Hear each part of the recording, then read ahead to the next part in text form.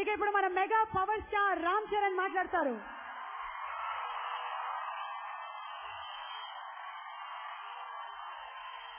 అందరికి నమస్కారం.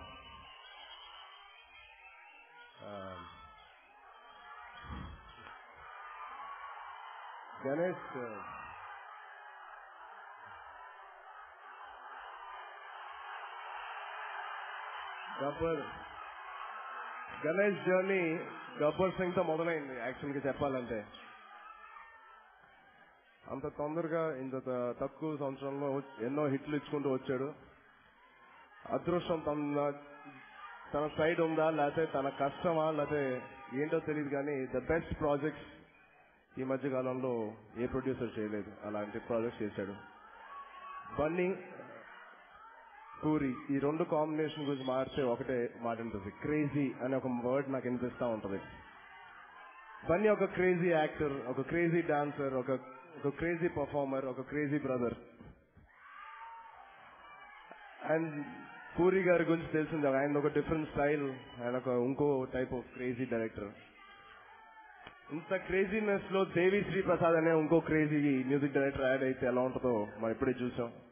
సో ఈ సినిమా ఆడియన్స్ ఆల్రెడీ పెద్ద హిట్ అయింది, ఇంకా పెద్ద హిట్ అవ్వాలని రైటర్స్ అందరూ, ప్రత్యేకంగా నేను లిరిక్ రైటర్స్ అందరికీ కంగ్రాచులేషన్ చెప్పండి. చాలా చాలా బాగా రాశారు. ఈ సినిమాలో సాంగ్స్ అన్ని చాలా బాగున్నాయి. ఈ సినిమాలో ఫైట్స్ తీసిన కెచ్చా అని ఉన్నారు.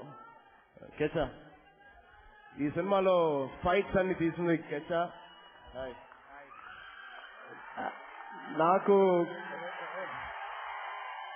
నాకు కెచ్చా ఎప్పుడు పరిచయం అంటే చిరుత అప్పుడు క్లైమాక్స్ ఫైట్ నేను ఫారెస్ట్ లో చూసేపు వన్ ఆఫ్ ద ఫైటర్స్, ఒక ఫైటర్ ఇతను ఎప్పుడు నేను అతను చూస్తూనే ఉండేవాడిని. అండ్ ఇవాళ బన్నీతో ఒక ఫుల్ ఫిల్మ్ తీశాడు.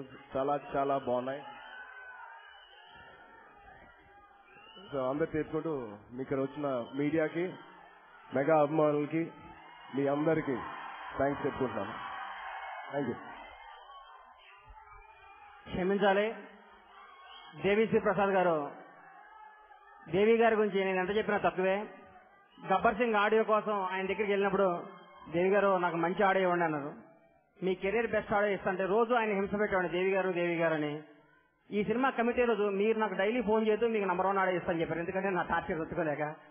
థ్యాంక్ యూ దేవి గారు, మీ సపోర్ట్ ఈ సినిమాకి ఇంత క్రేజ్ రావడానికి మిమ్మల్ని ఎప్పటికీ మర్చిపోలేను.